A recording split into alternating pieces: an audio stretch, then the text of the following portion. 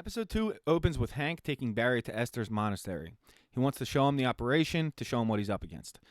He explains how her crew applies for a religious asylum, and that's how they can fly under the radar and bring in the drugs and money and equipment and everything they need, and that's how they go under the radar, and that's how her operation works, which is why Cristobal wants to work with her.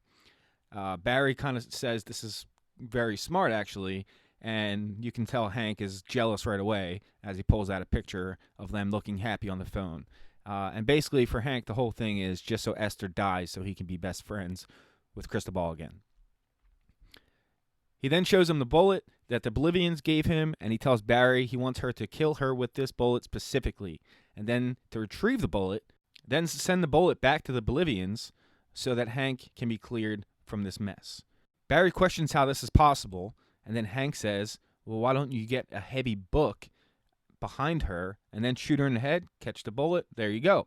Barry says this isn't really how bullets work, but Hank really wants this hit to be known that it was from him. So either way, he wants him to kill him with this bullet. Barry then looks right at Hank and he says, am I evil? Hank pauses for a moment and says, absolutely. Do I not tell you enough? You are like the most evil guy I know. Well, while funny, this isn't the answer that Barry is looking for. The entire theme in this episode is that Barry is struggling with the fact that he is still a killer, and he wants to get past this and live his life with Sally. The acting class is then shown giving their personal stories, because Barry's story touched them so much, and this also revitalizes Gene's mood, because now he wants to make a show based on this.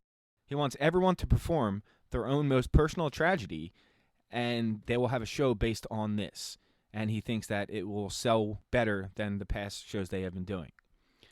Instead of going, Sally stands up and leaves because she has to go and see her agent. The next scene, we see Barry talking to Gene, trying to talk him out of doing his Afghanistan story. Again, the theme of this episode. He doesn't want to be involved with murder anymore. So then Gene says no, but then Barry says, well, what if I do the story about meeting you?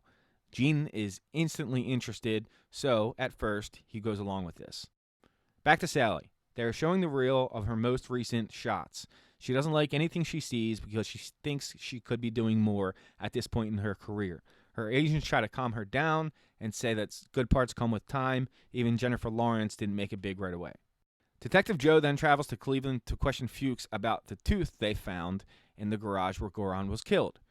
Fuchs immediately comes up with a story saying he spent a night with a girl and she must have taken it, and he was thinking about calling the cops about this. Obviously, Detective Joe does not like this story, and he tells him, look, I don't care about Goran either. I just want to know who killed my partner. Basically offering him a plea deal right then and there. As long as he helps him catch the killer of Janice, he will let him go for everything else. Barry then heads home and gets a special bullet ready to kill Esther with. Looking depressed that he has to go through with this again. Same theme. Gene then changes his mind on Barry changing his story and insists he does the Afghanistan story, no ifs, ands, or buts.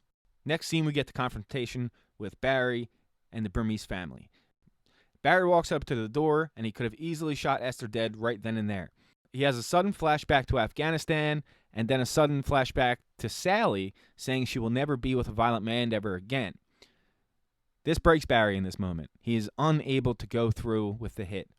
He backs out, slowly walks away, and then unknowingly walks into a room full of the Burmese crime family members. Everyone looks kind of confused in the moment. Then Barry runs away. They chase him down the street. Barry gets in his car. They take shots out of his car, causing Barry's car to swerve and crash, and then he gets out and runs away. In the final scene, Fuchs is waiting for him outside of his home, acting wildly suspicious the entire time. He then frantically asks Barry if he killed a cop, promising if he did, he could help him make it go away. Then Barry keeps his mouth shut. He doesn't like the situation and tells Fuchs to leave. In the final shot, we see Fuchs from Joe's security footage trying to get Barry to confess. Fuchs has officially turned. Thank you for watching this recap. If you do not see the next one up in the corner right there on the end screen, don't worry, it'll be up shortly. Please consider following the channel. That'd be cool. If you liked the video, give it a thumbs up. And if you don't, there's a thumbs down button for a reason.